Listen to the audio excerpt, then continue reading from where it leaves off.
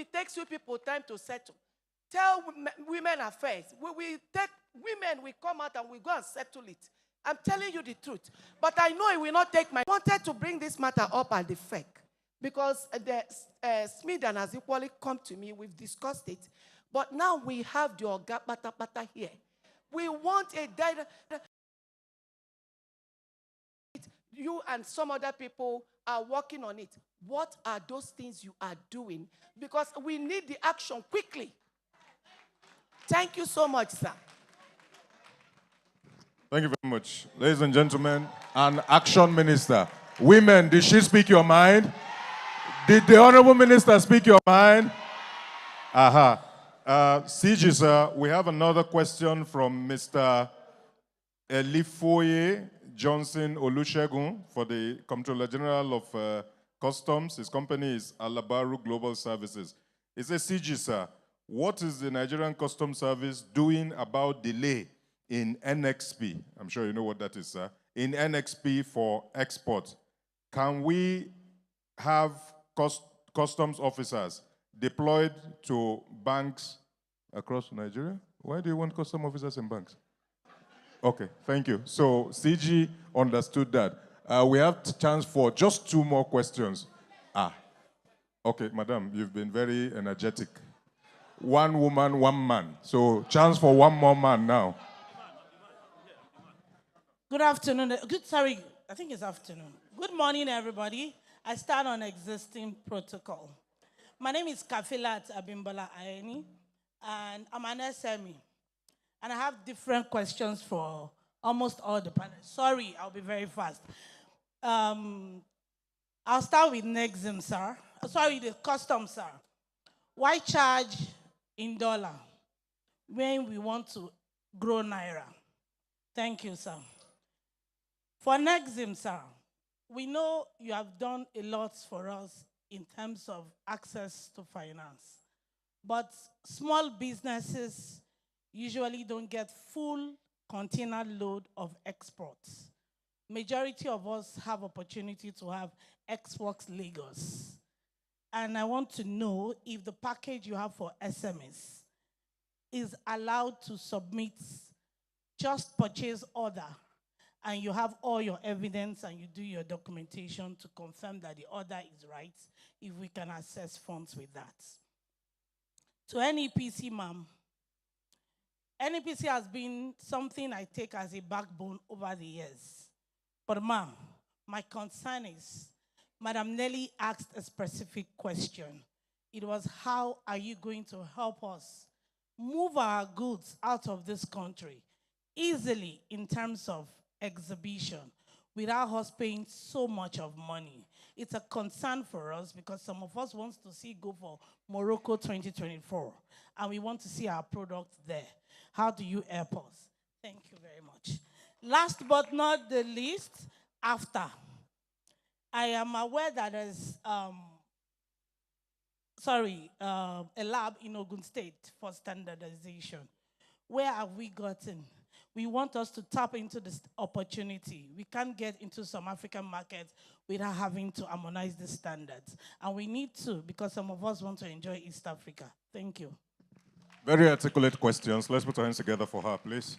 And again, CG, that's why you came, sir. And you are very approachable, you are very accessible. We are glad to have you. And we know that you will solve all their problems today. CG, all the questions here are for you. They say, CG, sir, does the Nigerian Customs Service have an online complaint resolution desk where MSME challenges can be resolved? In other words, how do they access dispute resolution or challenge resolution at the customs? The rest was quite a story. Again, CG, sir, why does the Nigerian Customs Service still charge duty on re-export for rejected products that were brought back to Nigeria? For them to re-export it, you still charge another duty after the first duty that you charged. Okay, so Nelly, we'll take answers to these questions and we proceed. Thank you. So, sir, let's start with you. Yes. Well, thank you very much.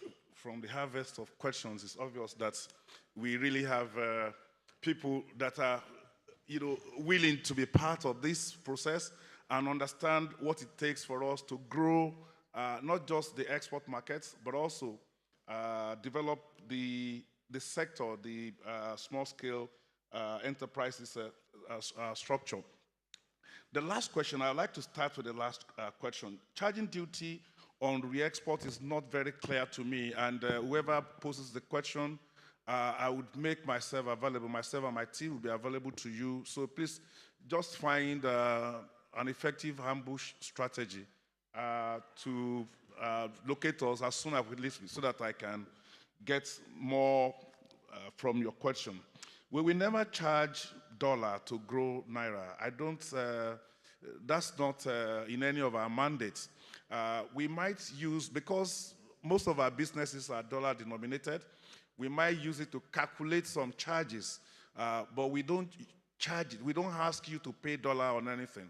And if you have been asked to pay dollar for any service, for any charge in Nigeria, please let us know. That's what was read.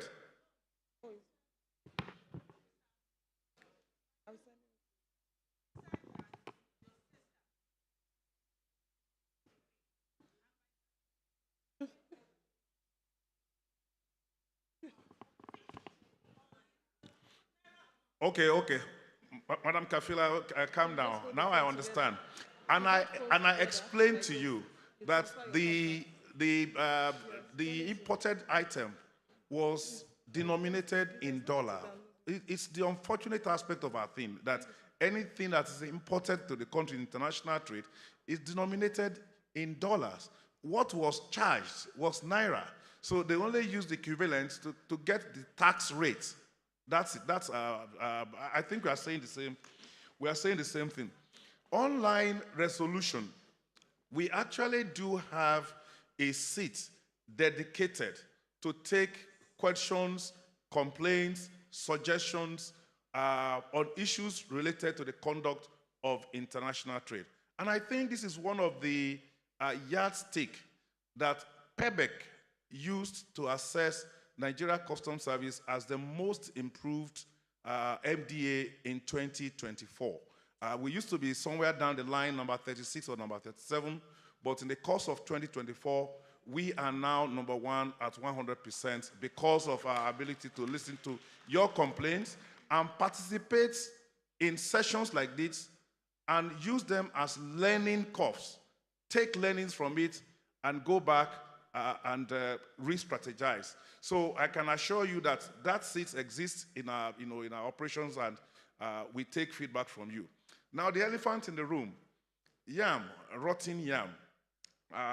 Yam getting bad, export getting bad at the ports and things like that.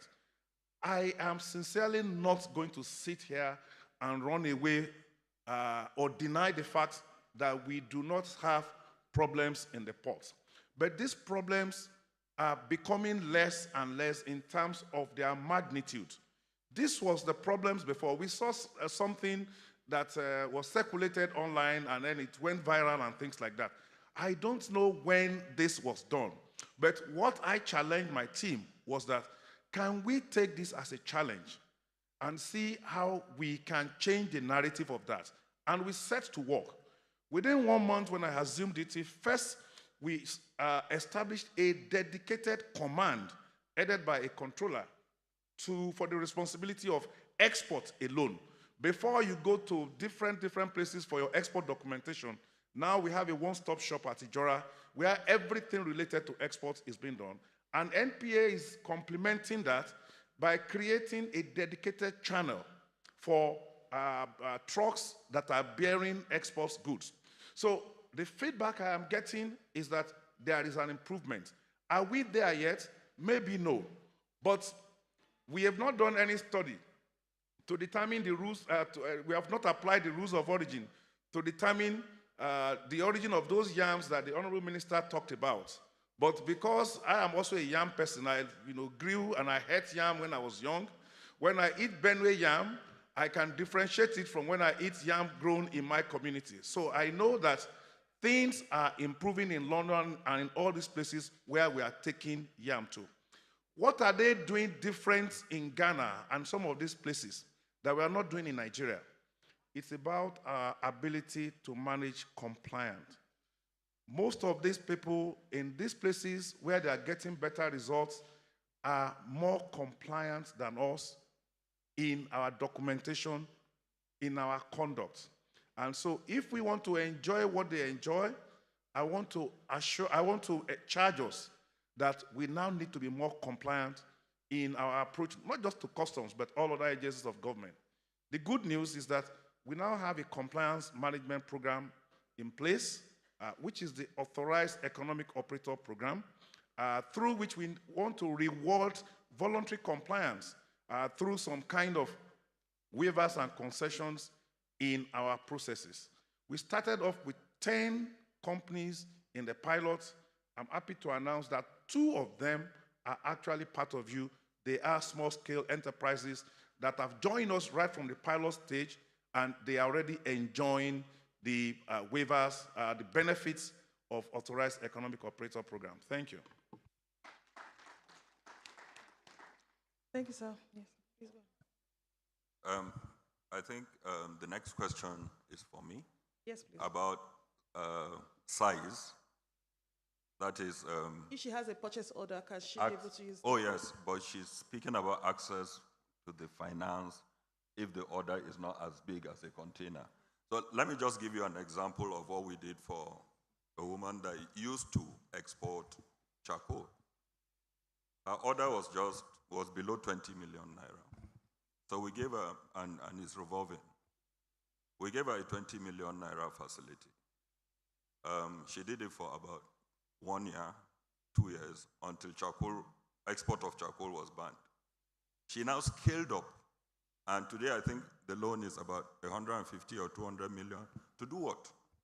To buy equipment to now make briquettes from different waste products of wood and even rice husks. So it underscores what this seminar is all about. It's about growth and how we can scale. So, madam, if you have any order, you can come to us. If you are in garmenting, for instance, I know some of you sell on Instagram, but you have a firm order that is going to be done formally, you can come to us. Even if it's 10 million naira, we'll give you to do your trade. But DG, while making his introduction yesterday, DG SMEDAN, encourage small businesses to form cooperatives. Sometimes when you have small businesses that do the same thing, form a cooperative and approach banks and other agencies together as cooperatives, and you surely get financing for it. So no matter how small, as an individual company, or you come as a cooperative and you meet the criteria, you get funding for your export business from Nexim. Thank you. Mrs. Daya? Yes. Thank you, Kafilat, for your question. Incidentally, we bear the same surname but from different states. You agree with me that NEPC, over these years, even this year, we've taken some exporters to the market as much as we can. Both of us were in Cairo, remember? And we've taken some, and some of people sitting here were in Cairo. Kafilat were in Cairo for IATF and some other people. We've also taken some exporters to the US. We've also gone to Europe. We're also taking some people to China. China, incidentally, is our biggest trading partner. So please get ready. But what is most important is for us to get to plan ahead of time. And let us make sure that whatever we're exporting meets up to standard. It's very, very critical. The market is there. We'll continue to take people to the market. But it's important to meet up with the standard. And I think that's it. But please, Nelly, I like to break the rules most times, positively. I will not feel good if I step out of here without appreciating certain people. Because people spoke about logistics. They talk about rejects. They also talk about before their goods gets there, the contract is canceled. So I will not be doing justice to certain people if I don't speak to that.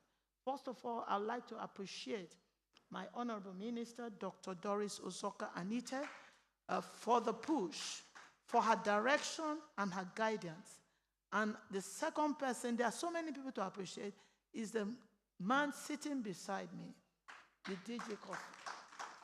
Let me say this. Maybe I like what you said, that we're doing so many things and people are not aware. We spoke about that even in the council.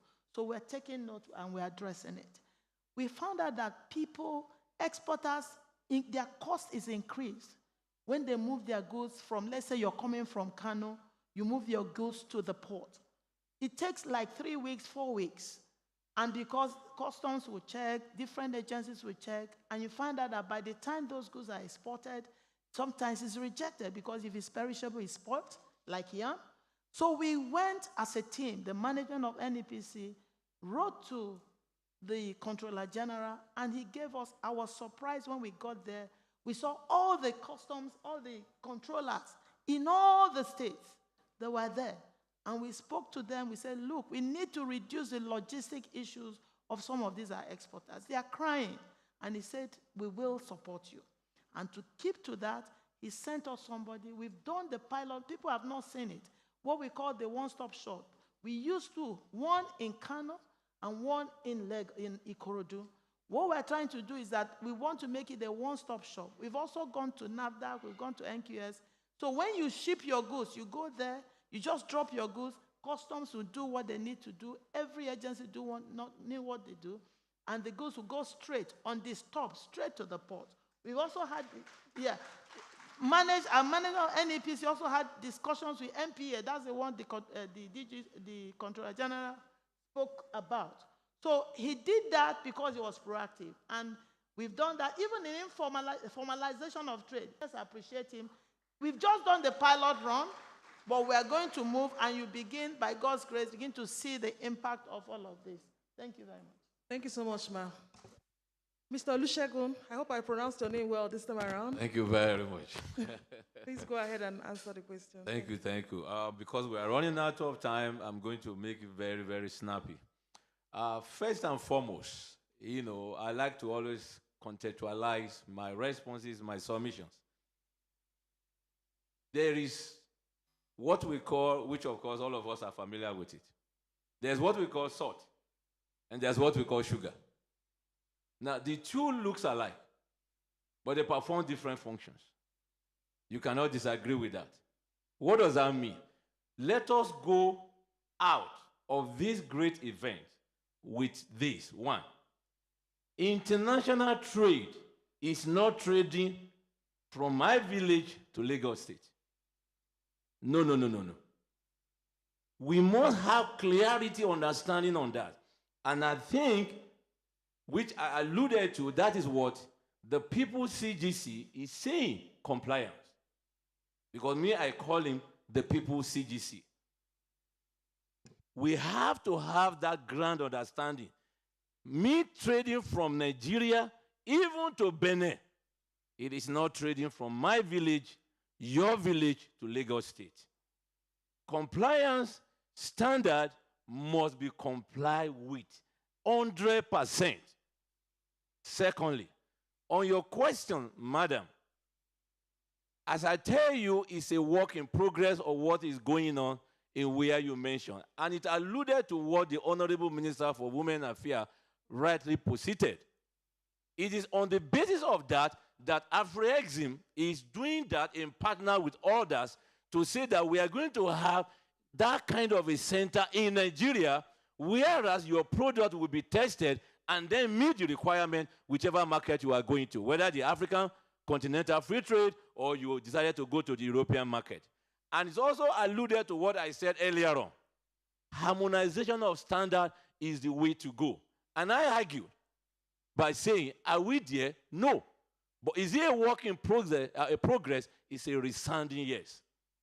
Let me also say this, maybe a challenge or something I want SMEDAN to take on. It is clear that there is a knowledge gap on so many of these things.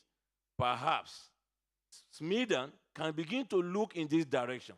How do we engage in a nationwide campaign for our people, for our women, for our youth, on all these strata of issues. Should it be a 3-day event in each of the 6 geopolitical zones? That is something to be decided by SMEDAN or whoever is ready.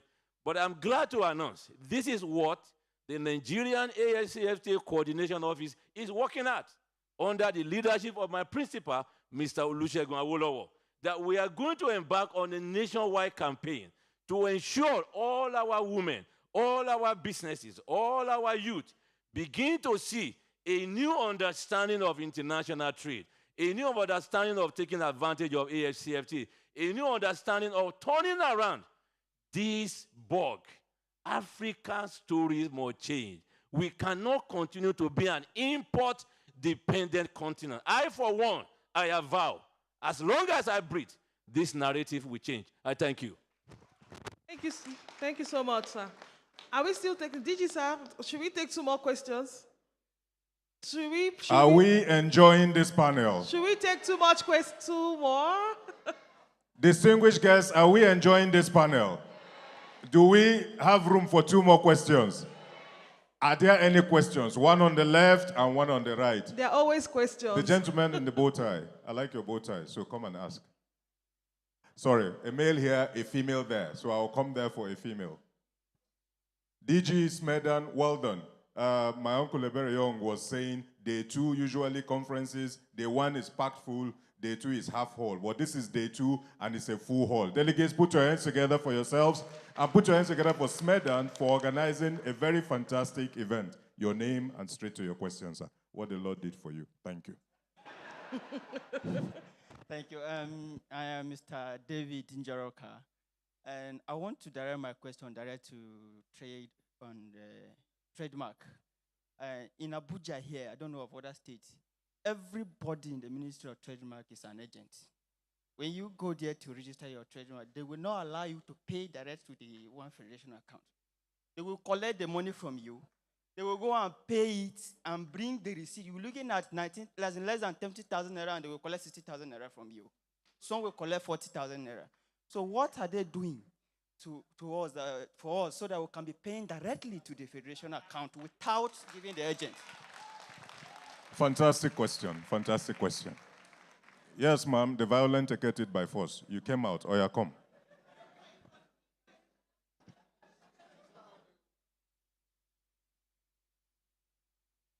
Thank you, sir.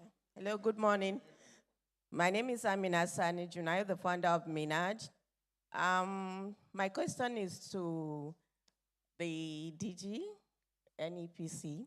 Thank you very much for the job you are doing. I'm one of the beneficiaries of HASIF, and I've applied for FDA. But my worry is that all the time you have trainings or exhibitions, you have a particular people that they keep picking. And I've been to the and I've been to the office, I've complained about trainings, because we really need capacity building, but you have a particular people that they keep picking. If it's exhibition, if it's training, it's the same faces that's still going. Same to SMEDAN. It's the same thing that goes to SMEDAN. And I don't know why. You have our numbers. Why can't you open Telegram group so that if there's any information, you just pass it there, because it can take like over 1,000 people. Thank you very much. Thank you very much. The first question was to the Registrar of Trade. How do you stop the proliferation of touting at your office and ensure that those that seek to do business with your office actually get to your office and pay the official fee? Trademarks, please. Thank you very much. This is a very good question, and this is an issue that we as a registry we are confronting and we are trying to see that we address. It's not the problem of trademark registry. I must be very frank with you. Go to CAC. Every person you see outside the gate of the CAC is an agent. However, the solution is not complaining, is the digitization or automation. That is the answer. I can assure you that we are 60% on our automation process. And with the support of WIPO, we have upgraded our IPAS 3.0 to 4.0. We are also working with the Honorable Minister to ensure a 100% online platform working efficiently. You all know the difficulties we had with the last platform.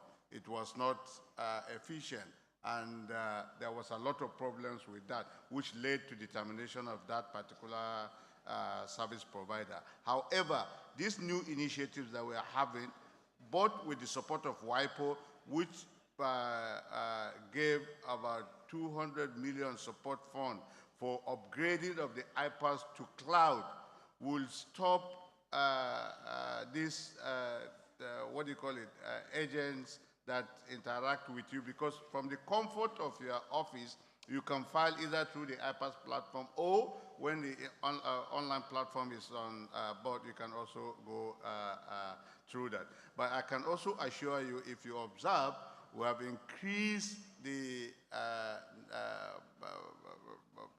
turnaround of publication of journals in order to clear backlogs. We have speed up the process of registration from search to examination to publication and issuance of certificates. All these are done in order to ensure that we clear the backlog and put in place a speedy arrangement for speedy processing of applications. For office, you can apply and process your application, and you can get your certificate online. Thank you very much. Thank you very much, sir. Mrs. Nonye Ayeni, the question is NEPC, all your events, why do you keep picking the same people all the time? How do you spread the net so that more people can participate in your activities? DG SMEDAN, you will also answer this question. DG NEPC. Okay, thank you very much for your question. Let me say that when I was making my presentation, I said, let's get connected. That's number one. Let's get connected. A lot is happening, and people are not partaking, they are not taking advantage of that. Sometimes, let me take, for instance, we advertise. Right now, we've advertised that we're certifying people. We even put it on pages of newspapers. Only few people come. So get connected, and in realization of your comment, earlier in the year, we started what we call the NEPC Connect, because we realized that there's a gap between the SMEs and NEPC. And we said, let's start up this NEPC Connect. It's a webinar series. We set up our own social media if you have any complaints, and we moved the team there. And we've done 3 webinars. Some of you here would have attended it. So we use it to train people. We also use it to express to you all the things that we are doing so you partake of it. When I was making presentation, I also said we are certifying 400 exporters this year. Please take advantage of that. Then again, I also talked about what the Director General, WTO, Dr. Ngozi Okonjo-Iweala launched. Women exporters already applied. I believe by God's grace we will be selected as one of the 3 countries. I've announced it. They are going to support women in digital trade. It's open to all. So get connected. If you get connected, we can't take everybody, I must say, because resources are not unlimited. But Yes, ma'am. If you can, don't worry. I will get the link for you guys. I will post it on social media. okay, no problems.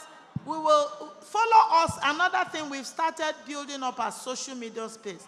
Please follow up. My numbers are there, my executive, my directors, and all. Just connect to us. You have NEPC Connect, we'll share it.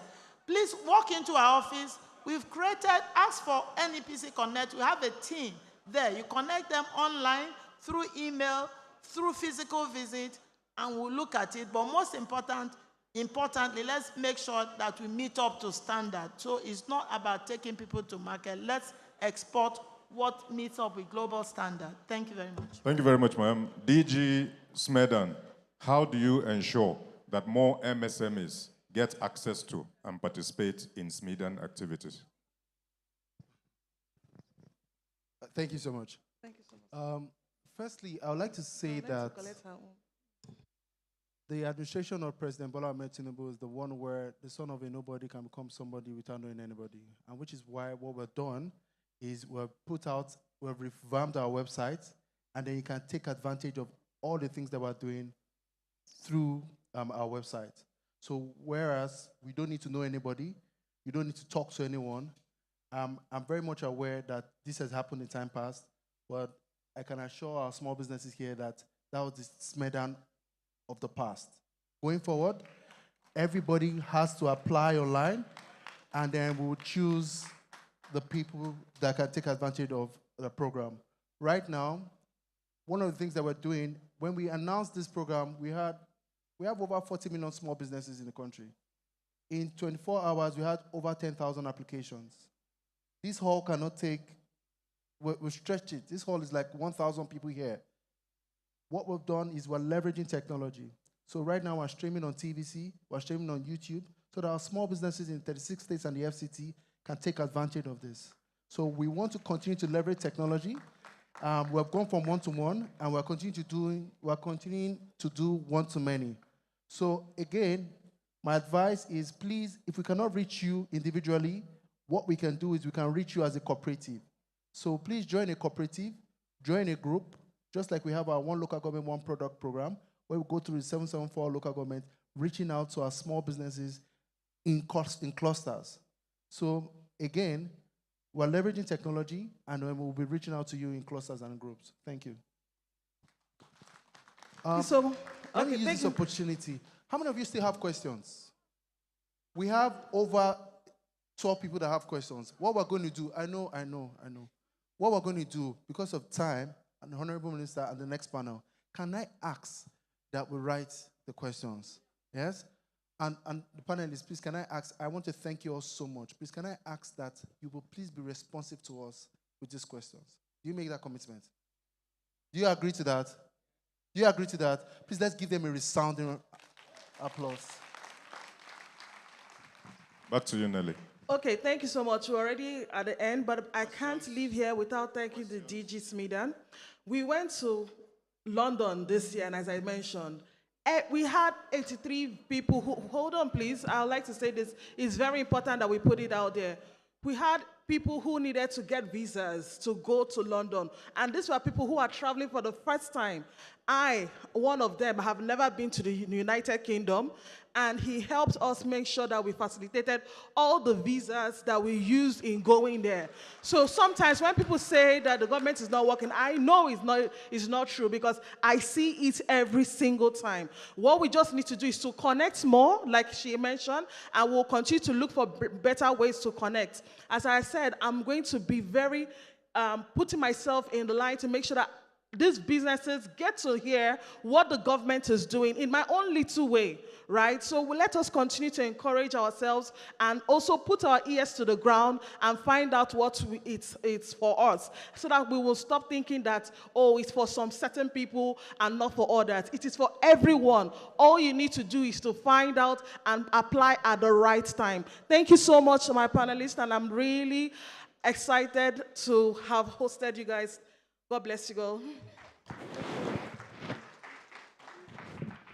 Please let us give them a resounding applause. Thank you so very much, Comptroller General of the Nigerian Custom Service, Mr. Bashir Adewale Adeniyi, Executive Director, Nigeria Export, group photograph, please, line up for group photograph. Executive Director, Nigerian Export Promotion Council, Mrs. Noye Ayeni, Managing Director, Nexim Bank, Mr. Abba Bello, the Registrar of Trademarks, the gentleman from the World Intellectual Property Organization, and of course, Mr. Shagun from AFCTA office. The DG will join them, and of course, the Honorable Minister for Women Affairs and Social Development, Barrister Uju Kennedy Ohaneye, is also joining them. Thank you so very much. Please, let's put our hands together for them. And of course, our audience too, we thank you very much for being very attentive and very engaging. I believe that the panel sessions are the high point of this conference so far. They've been quite engaging. So, while we're on this before we go for our tea, we'll take immediately another panel. The Honorable Minister is already on stage, so we will have her remain back on stage so that we can, we do not have her go down and come back up. So, as the first panelist leave the stage, may we please make welcome Crystal Ikani Musa, who is going to be moderating the next panel. Let's put our hands together for Crystal as she comes to the stage. Can I get some excitement, please? Are we enjoying ourselves so far? Are we getting value so far?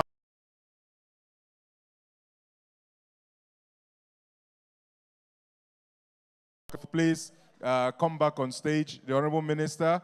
Please, Crystal Ikanimusa, thank you very much. You are going to be moderating the first seat. You are moderating our panel on, careful, CG is very agile. Our panel on breaking barriers, redefining the role of women and youth in Nigeria's economic growth.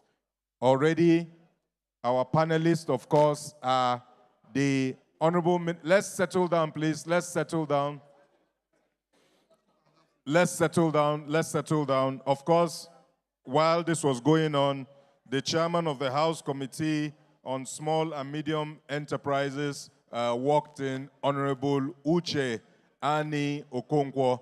Honorable Uche Ani Okonkwo, we celebrate you and we appreciate you for joining us here today. Breaking barriers, redefining the role of women and youth in Nigeria's economic growth. We've already announced Barrister Uju Kennedy, the Honorable Minister of Women Affairs, as a panelist. Mr. Ayodele Olawande is the Honorable Minister of State for Youth. He walked in earlier on, but he went to use the bathroom. He will join us shortly. Please make welcome Dr. Nneka Okeke-Aru, Director, Enterprise Development Center, Pan-Atlantic University. Let's put our hands together for her. Please, Dr. Nneka Okeke-Aru, Director, EDC. Yes, yes, let's clap for her, let's clap for her. And also, Ayodele Olojede, Divisional Health, Retail and SMEs, Wema Bank. Ayodele Olojede, let's put our hands together. Choma Ikoku, better known as Choma Good Hair, of Good Hair Foundation. Let's put our hands together for her as she joins the panel. Choma Ikoku of Good Hair and Good Foundation. Your hands together for them. Ms. Ayomide Dokumu of FEM Africa. Ayomide Dokumu. Please encourage them as they come. Let's put our hands together for her. And of course, like I said, this panel will be moderated by Crystal Ikani. We have a very energetic and very active DG of SMEDAN.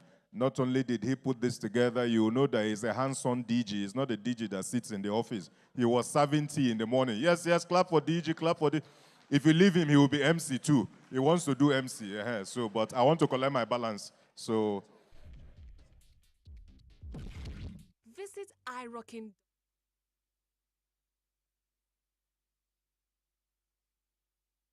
So Hawa Liman, Technical Advisor to the Vice President on Women, Youth Engagement and Impact. You'll be on standby. You will help us with the crowd question and answer series from the crowd.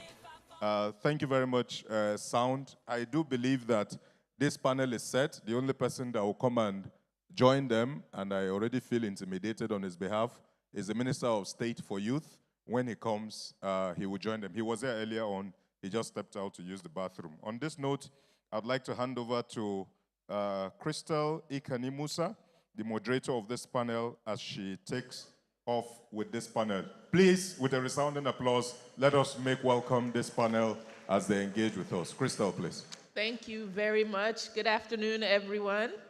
Good afternoon. Are we alive and energetic for this panel? I hope so. The last panel was very well. Good job, Nelly, on moderating, and all of the panelists. As stated, my name is Crystal Ikani Musa. I am an international lawyer and global public policy development professional. I'm also a business owner as well. I own a law firm called Visa Immigration Pro, and we help we help foreign nationals like Nigerians with their U.S. immigration and U.S. business law, helping them to expand to the global market, specifically in the U.S. Today, I'm here representing the She Tank. The She Tank is a think tank for African women founded by Blessing Omaku in 2019. Have any of you heard of the Her Money, Her Power campaign? Yes, I'm happy to hear that. Yes, they recently had a partnership with Bella Niger where they had that campaign going, and there was a Big Brother Niger challenge. I hope you all were able to see that challenge on TV, right? Yes, so please continue to key into that campaign. So I'm here today to talk to you guys and have this conversation with our wonderful panelists who are going to tell us about basically doing business as a woman and youth. Some of you may not know that here in Africa, Africa has the largest amount of women who are entrepreneurs. And do you know that Nigeria is in the first place for that? So Nigerian women, give yourselves a round of applause. You're doing a lot of great things by running businesses. But then we also have the largest youth population in the world here in Nigeria. So that means our human capital, which is our strongest asset, is in our youth. And so we are here to talk about how we can empower our youth and women. So I'm going to start our conversation this morning, and we're going to have fun while we do this, okay? I know a lot of you want to hear personal experiences from our panelists, and so I'm going to start off with Chioma. Yes, Chioma, please. I know that you are an entrepreneur yourself. You have several businesses, actually, not just Good Hair. But if you can tell us from your experience, what's the biggest barriers that women and youth face trying to enter and grow their entrepreneur businesses here in Nigeria? And if you can give us some of your personal experiences. Oh, push the button. Yeah. Hi, everyone. My name is Chioma Ikoku, aka Chioma Good Hair on social media. I'm the CEO of Good Hair Limited, which is a hair and beauty enterprise. Brass and Copper Lifestyle Limited, which is a hospitality business, a restaurant and a lounge. I also run the Goodway Foundation, which is a women and children charity. It's a women and children charity, basically. So I started business in the UK when I was 18 from university, and it was running smoothly, perfectly, no issues, making money, everything was smooth. Came to Nigeria for law school. I'm a lawyer, by the way. Came to Nigeria for law school and decided to continue running the business in Nigeria. Because obviously, as a Nigerian, we had a lot of Nigerian clients, with Good Hair. A lot of Nigerians would reach out to us to purchase. And even though I was in Nigeria in law school, I would still ship the hair from London to Lagos. And it just didn't really make any sense, having to DHL when I was physically present. So my partner and I were like, what, let's open up a shop here so we can cater to our Nigerian customers, We had a salon in London. It was running perfectly, no issues. So obviously we assumed that doing that in Nigeria would be the exact same experience. It was the complete opposite. First of all, as a woman in Nigeria trying to go into business, people automatically don't take you seriously because you're a woman, just for the simple fact that you're a woman. In terms of funding, I want to say forget about it. Extremely difficult to get access to funding, whether through the government, whether through private sectors. I mean, look at the banks, for instance, the interest rates with banks. If you want to go to a bank to get a loan, you're looking at over 30%. As a business owner, where do you even start from if you have to pay back 30%? Most businesses don't even make profit in the first year. Some don't even make profit in the second year, and you already have a heap of 30% interest rate. So when it came to funding, that was completely out of the question. Just generally, even hiring staff in Nigeria. Obviously, in my industries, we don't just hire females, we hire women and men. The women, no problem, but when it comes to the men, they don't even take you seriously as a woman. When they have a woman CEO, it's like, this madam, what does she know? So getting your point across to the men is extremely difficult. I had so many issues just getting them to respect me as their boss. Eventually we got there, but it took a long time to get there. Another issue that I would say that I experienced as a business owner in Nigeria was the lack of mentorship. There weren't that many people that I could look up to, Unfortunately, women can be quite competitive. And I think that's something that we really need to, we need to destruct that situation of competitiveness. We can't continue to compete with each other. We're literally our biggest support system, Just trying to find other people that I could look up to, people who had been in the industry before me, both hospitality and the hair and beauty industry. Even my foundation, till tomorrow, there are people that I sort of like go up to, wanting to partner with and collaborate with, and they're not really interested, It just sort of feels like everyone's trying to get there.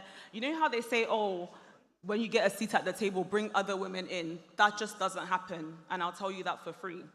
So in terms of mentorships, role models, people that I could look up to and basically seek advice from, get support from, it's just something that didn't really exist. I will say things are very different now. We're not there yet, but we're definitely getting there. It's a lot better. A lot of young people now are in positions where they own businesses, and I know there are a lot more networking programs where they help other younger people coming into business and all of that, but in my time, it was extremely difficult and completely off-putting. And if I didn't have a strong family support system, a strong business partner who was also there to hold my hand, I think I probably would have given up after the first year. Thank you so much, Chioma. We really appreciate hearing from your experience, and a lot of what you're mentioning is a bit about what the She Tank does with our campaign, where women's economic power versus women's power, actually. We see a lot of times that while women get empowered, but do they actually have that power to make decisions when they get that opportunity? And a lot of your examples, you explained that even though you were able to enter into entrepreneurship, you didn't actually have the power to make certain decisions and make certain things happen for yourself. And you mentioned mentorship. We're going to come back to that as well. But I do want to go to our next panelist, which is the Honorable Minister of Women Affairs. If you can please tell us, how can we create more inclusive financial opportunities to support female and youth entrepreneurs in breaking into competitive markets? You spoke briefly when you were on the floor about some of the things you've been championing, and I'm so happy to hear that. Personally, I've been following your career on TV, and I'm so excited to have this conversation with you and to see your lively championing the cause for women, basically. So if you can tell us what more can we do to make sure that there are more financial opportunities for women and youth. Thank you. Thank you so much. I was laughing when you were talking because, thank you for the question. Why was I laughing? I'm laughing because I don't want anybody to say she has come again, please. That's number one. Please come again. Please. She has come again. Yes. Because you understand my point.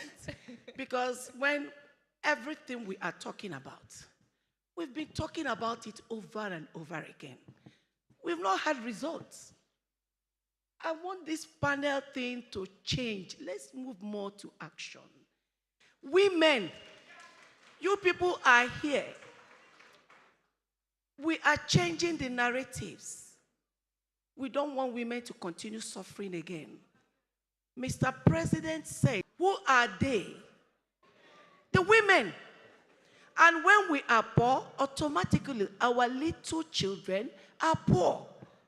They are suffering. We don't want to suffer again. So for the fact President has already said this, is a direct order for you to take your destiny in your own hands. We can't fold our hands and continue waiting while corruption will finish us up. We want to change the mode of doing things so that women can stop suffering. What do we want to do? We want to raise our money ourselves. We want to start planting. The president has made it available to us through Minister of Water Resources that we could use the dams in the country to farm. Our children cannot be going hungry and we're not doing anything about it. But can we do it without support? No. So we will farm. We have a portal now, which I'm encouraging every woman. You will get a text message very soon. In that text message, you can join that portal automatically. It's coming directly from MTN because we've partnered with MTN to give out these messages to all of us. When you see it, key in. If you know the place you are, join if that your community, or if you're in Abuja, join any group you are interested in what they are doing. Like the SMEDAN Digit said. It's the same thing that we're doing in Ministry of Women Affairs. We want to raise our own money and be able to support all of you through those cooperatives so that we can farm. We already have people to give you seedlings. We already have the army who has partnered with us to give us security in those dams where we will farm. And after we farmed, the portal will give you visibility to market your goods. Some of us have fruits. We have so many things. Benue, they have yam, but sometimes movement of all these things to distribute it to get to places that need those things becomes a problem. So we're already looking into this, partnering with the governors to get it done. On the 15th of this month, there will be a similar thing here, but partly is to raise money for women, of which I want all women to be at alert. Watch television. Find out what has been raised. Every way that money will be spent, you will know online. I know they keep my mouth shut. Yes, we should stop packaging. If we stop packaging and become realistic, we will attend to the goal we want. Don't tell Nigerians what they want. Go behind and do another.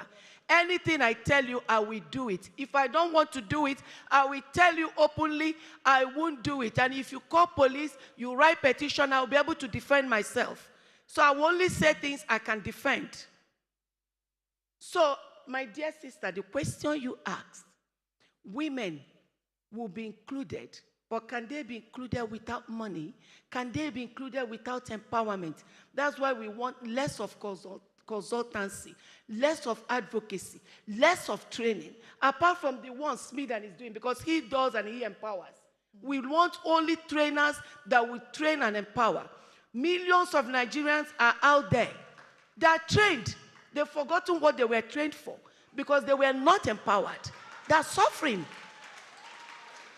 So anybody coming to train us, if you're getting money from a donor, please get money together with empowerment. If you don't, we are not keeping quiet again. Women, we've decided to take our future in our hands. Yes. If you want to train us without empowerment and you've collected money, we'll come after you. Yeah. I'm telling you, we have to shine our eyes now and bring red eyes. Oh. If we want to survive in this country. Women, are we here? Yes. Raise your voice if you're here. Yes. So, we now have a mobile court for women affairs. We have a mobile court for women affairs. After the 15th, we are going to get our bosses. Sorry, we will get to Kumbo. Issue of getting new one, we don't have money. And if we start waiting for new ones, we will never take off. Bottlenecks will be everywhere. I'm trying to avoid the bottlenecks, slide around it and escape so that we'll be able to achieve. Are you understanding me? Yes. So we'll start with Tokumbo. And what do we start with? Our poor women. Every donation that is coming. Even when they say they're providing money for the farmers, they still give it to the rich. The poor continue suffering. Yes. If they're giving money, if they're calling for meetings, for early marriages, out of school children, check the hall. The people you see there are the rich. The rich do not give out their children early. They don't allow their children not to go to school. So we must have to start getting to the grassroots. So the mobile court will help us with the partnership with the Royal Highnesses to get to the grassroots. So we're starting with hawkers. We're starting with beggars. when we catch them, I've already provided a place where I will keep them. And I will provide people to feed Your them. Honorable Minister. And their mothers will come out. They are the ones we are looking for. They are the ones that really need help. Your Excellency. I will prosecute them first, though. No, because if no Please consequences, more crimes. I must prosecute them. But I'm assuring you that will give me a room to get to know them, register them in the portal, let them belong. Then I empower them. Yes, I will empower them. But if they do it a second time, I will assure you they will go to prison for 6 months. Your Honorable Minister. That's what I'm promising you. I'm so sorry. To interrupt you. They won't allow me to talk more. It's I know not they me. won't allow me. It's not but me, I know you've gotten a little bit of where I'm going to. Let us work together. 15th of October. If any negeme. Thank you, everyone. Thank you so much. Honestly, we appreciate hearing you speak, and you're a minister of action, we know. But they're telling me that I have to, cut your speech down a bit. But you brought up so many points that really resonate with what it means to do business as a woman, as a youth, small businesses, especially here in Nigeria. And mentorship is something that we feel we actually need. You're talking about bringing groups together, and within those groups, we also need to identify mentorship. Chioma also mentioned mentorship was something she needed. So I would like to turn to SMEDAN here and ask you the question, SMEDAN is here, right? No? It says Mrs. Bimpe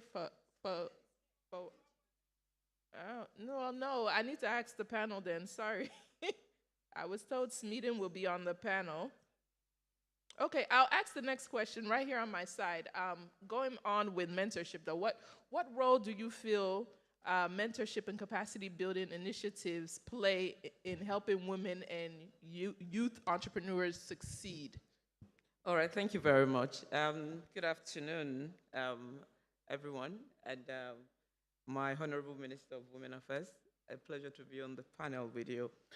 So let me start even with the work that we've started doing with the Ministry of Women Affairs, Action Minister. So Women Bank, I'm very proud to say, has been at the forefront of facilitating quite a number of initiatives to be able to support and empower women. And it's been in the area of maybe providing funding, providing digital skills, financial literacy, and then mentorship program, just the one that you've asked me. Specifically when it comes to the mentorship space, I think what it is that we've started evolving into and what we have found, and this is directly working with Enterprise Development Center, is more of a hand-holding through the use of business development support personnel. What it is that we have found is that the generic mentorship approach, yes, goes, it just helps a little bit, but the women, specifically the business owners, want to be handheld.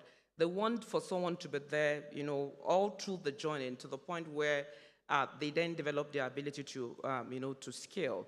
And then mentorship is just one of the elements of the overall empowerment.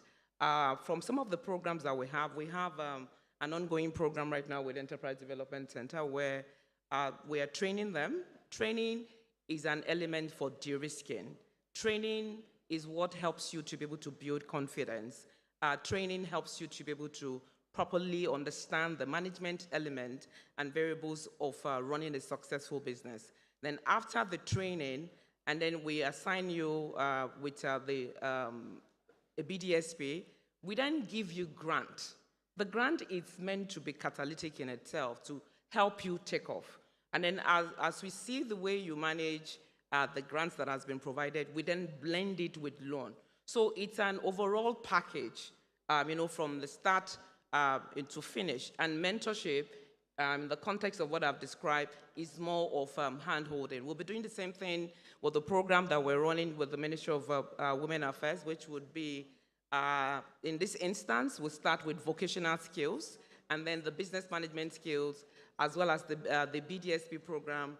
Then it will be blended with grant, as well as loans at the end of the program. Like the minister said, it's not just about capacity building, it's about empowering with money. And we have the money, but we just want to be able to de-risk you. Minister, please clap. That was important to me. Thank you very much. Thank you. If we have time to talk again, I'll provide more details. Crystal. Thank you very much for your input. Apologies, we were doing some logistics.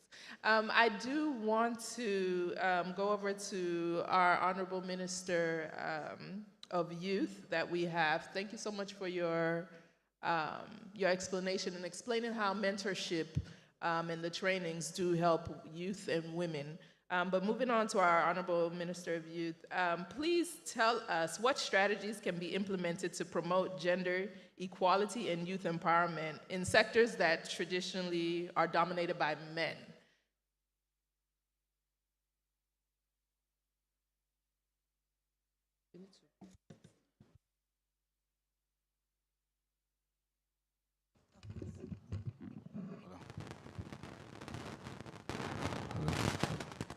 Thank you very much. Let me say I'm sorry for coming late. I have to mix some two things together to just be here, so I'm very sorry. I'm not a late comer.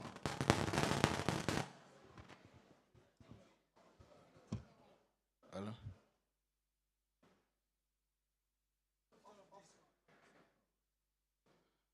Okay. Gender equality. Sorry, my name is Ayodele Olawande, Minister of Youth for State, Ministry of Youth Development. Honorable ministers and co-panelists. Equality.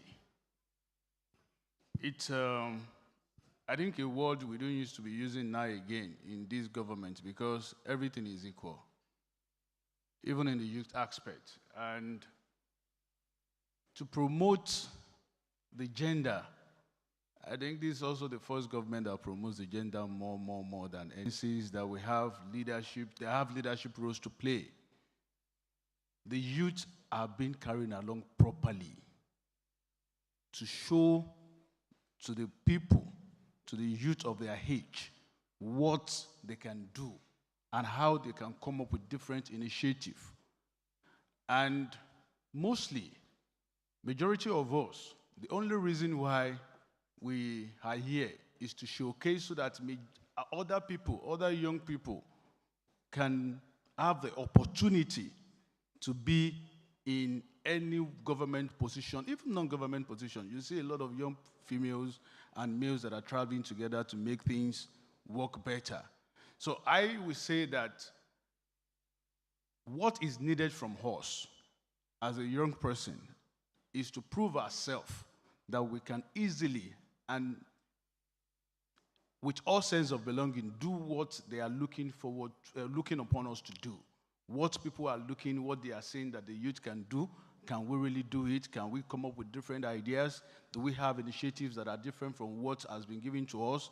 Do we have ways that we can make things come together? I think that's the thing now, not the inclusion, because the inclusion can always come. But can we portray the inclusions that they are binding to us? I think that's a very important thing for us as a young people. Thank you so much, Honorable. And mentioning the youth, like you said, finding areas of their interest, showing them that they're able to break into these different sectors and areas. One area that we know that youth are thriving in is technology, digitization as well. And I would like to pose this question to our representative from FEM Africa here. As a small and medium-sized business and a woman, if you can please tell us, like, how can women and youth leverage technology and innovation to overcome existing barriers and achieve sustainable growth? From your example as a business owner, small business owner as well. Yes, thank you for that question. I think the world is in such an interesting place today. The things that make money is changing very much from what we've known before. So for example, the creative industry, which I'm in, is one of Nigeria's, I won't say biggest money makers. We know the likes of Ashake, Thames, Ira Star, all of these people. And the good news with that is they all started from Nigeria. With the internet, you can literally, with your smartphone, you can make a video, and before you know it, you have a global audience. So I tell everyone that when you're thinking about what you can do, when you're thinking about what you can sell, what you can market, just think globally. So for example, everyone knows TikTok here, right? Okay. Latest social media app, whatever, scrolling on TikTok, and I saw someone saying, yeah, I just sold out selling like African sponge. What's that? The sponges that we buy, the braided sponges we buy on the road for like 1,000, and someone is selling in America for $15. Imagine if you're doing that now. I think $15 is what, 25K, and you're selling this one sponge that you're buying for 1K to whoever across the world. You can make so much money from doing that. Another thing, just creating your content, global brands reaching out to you. So FEM, for example, we host an annual festival, and I want to say a good half of our sponsors are not Nigerian sponsors. So there's Spotify, there's Apple Music, there's people who've seen the power of the numbers that we have and are willing to invest in Nigeria, invest in the talent, invest in the creativity.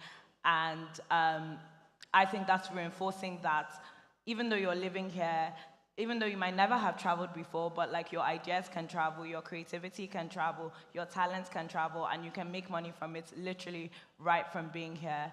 So for me, I think it's important for it to also just be a mindset thing that like, while it's great to develop an audience here, you can develop an audience anywhere in the world, literally from technology. Thank you so much for that, Oyemide. Fem Africa has really created that community online, and we've seen the success of that. But I would like to divert the questions a bit and go towards our representative from the Pan Atlantic University. If you can tell us a bit from your experience working with students, women, young people, how can they address the challenges they face with balancing life's demands, but also running a successful small, medium-sized business, how their mental health plays a role, anything that you've seen from your experience that helps them balance their lives so that they can also be successful in pursuing their entrepreneurship?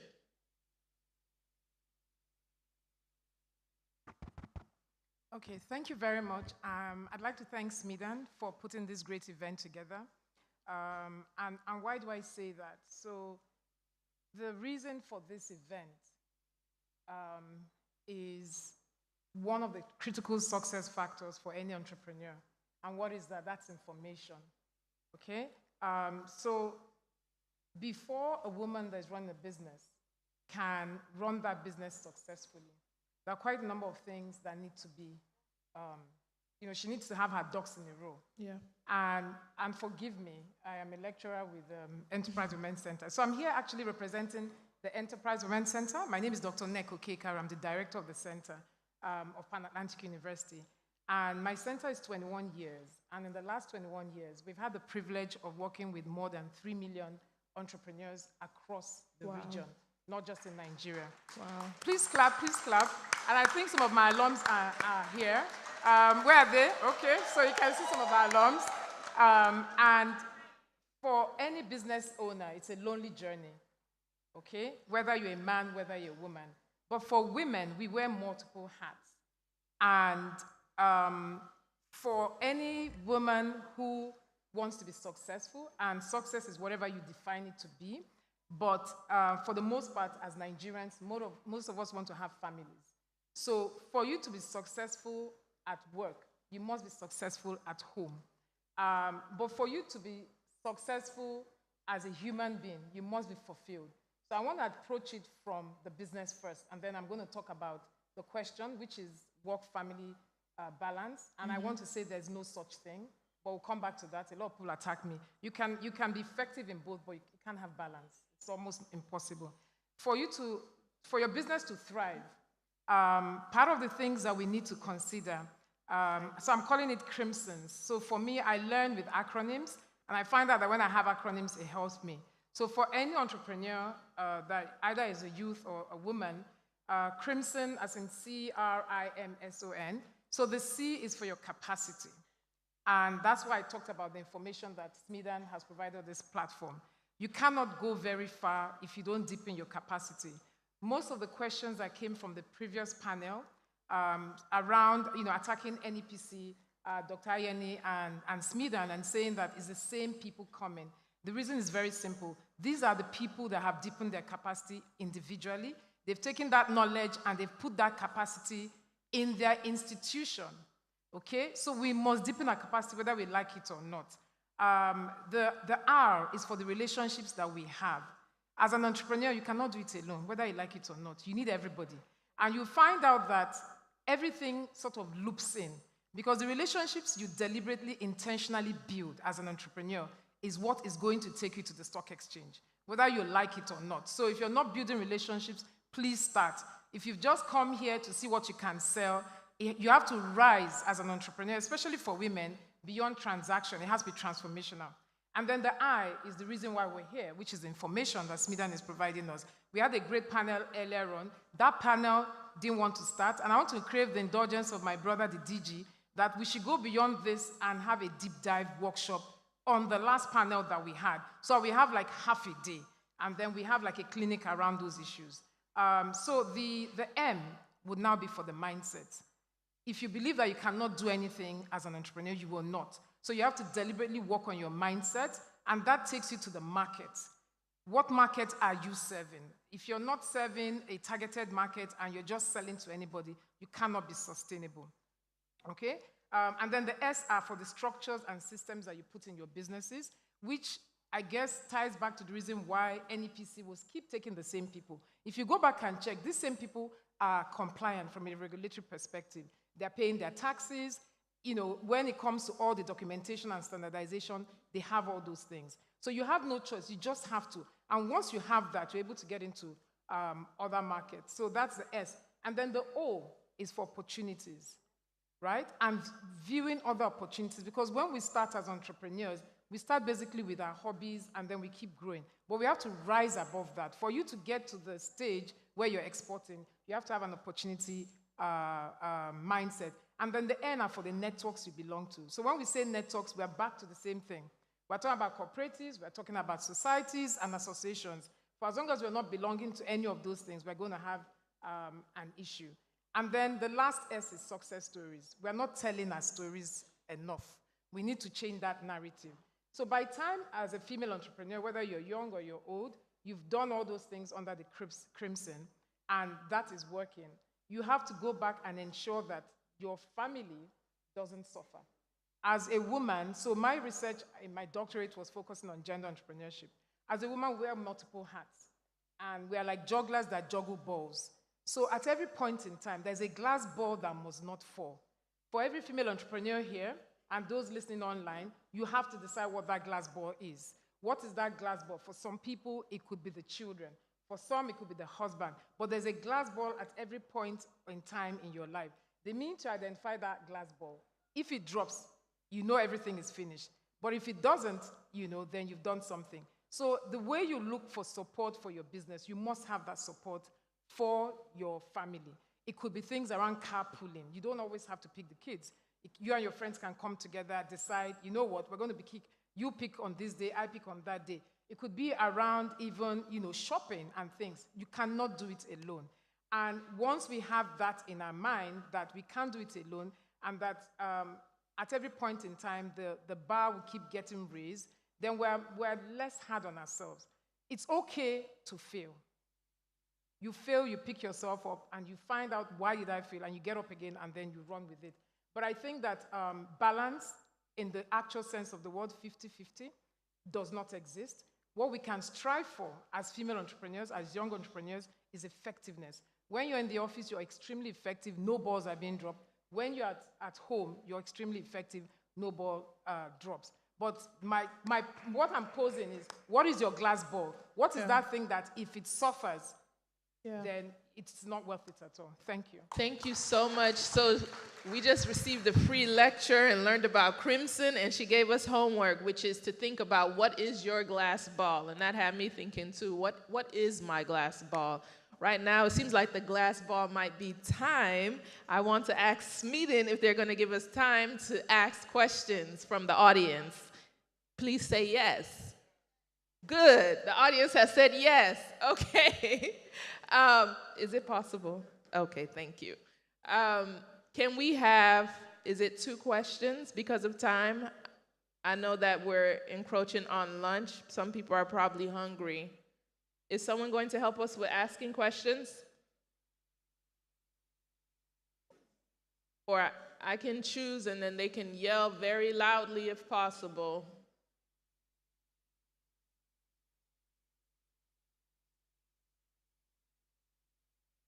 So this lady right here in the pink, and then this gentleman right here in the gray suit.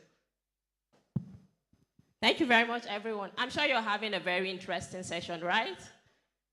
Lots of insight and lots of impact. So let's have the questions, please. We're taking 2. The lady in the pink right there, and then this the gentleman lady in the pink. In the gray suit. I'm coming right to you. Okay, and Tramotu, one of the leading entrepreneurs in Kaduna. Let's have your question, please. Thank you so much. Thank you, the Honorable Minister. This question goes directly to you. My name is Ramatu Ibrahim, and I'm a professional dry cleaner, and I'm also the Vice President of the African Women Entrepreneurship Program, Northwest Zone. My question is, you talked about we, the women in the ecosystem, are expecting messages from MTN. There's a plan coming up. I'm concerned about the grassroots women. I'm very, very concerned about the grassroots women. How do we bring them in? Thank you so much, ma'am. Okay, thank you, Auntie Ramatu. Should we take the second question? Yes, please, this gentleman. Oh, sorry, the Honorable Minister would like to answer one at a time. Okay, ma. Yeah. Thank you, my dear sister. I started with, I'm just after grassroots people. I'm not so much interested in those that are already wealthy. So as I speak to you, this link has been going on before now. Before I even started, I partnered with the Royal Fathers so that I could get to the grassroots. I equally partnered with the women meeting leaders in the villages. I've gotten close to 700 and something thousand from the villages. So when you register, there's a place you write your community, where you stay, what you do, and the meeting you belong to. So for us to get to the grassroots, we went through the meetings, the village meetings. So I want to assure you that we are more particular about those grassroots people. Thank you so much for your concern. Thank you very much, ma. Okay. Thank you very much, distinguished panelists. My question is for the Minister of Women Affairs, SMEDAN, and perhaps World Bank. So it's concerning affirmative action for SMEs and women in public procurement. Statistics has shown that only about 1% of public and corporate procurement implementation goes to women. And it is actually also proven that public procurement is a form of economic empowerment. So what is the ministry and perhaps SMEDAN and maybe World Bank, what are they doing to support states like Kaduna, Lagos, and Ekiti that have signed the gender-responsive procurement policy in building capacity of women? The next procurement cycle starts in January next year. And of course, there's going to be like 35%. So what is the ministry, SMEDAN, and perhaps development partners doing to support these states to implement this gender-responsive procurement policy in states that have signed? Thank you. Okay, thank you very much. We're taking just 2 questions, right? Yes. Would you like to start World Bank's meeting?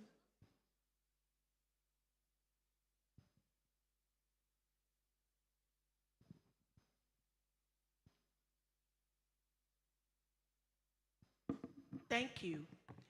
You mentioned 1% for women. That's actually the major issue we are all having. Women are the poorest. And you mentioned capacity building. That is equally part of what they are using to siphon money belonging to women. Those big English is a problem. They call it, yes, capacity building, advocacy, consultancy. These are the major issues we have. And we now said we don't want them again. So that this issue of 1%, 10% of owned property belonging to women while 90% belong to men will stop. It's because we are being cheated. They use English to finish us and we end up with nothing. So I want to assure you that we are now going more into action. The text messages, some people may think, how will the villagers get it? A majority of people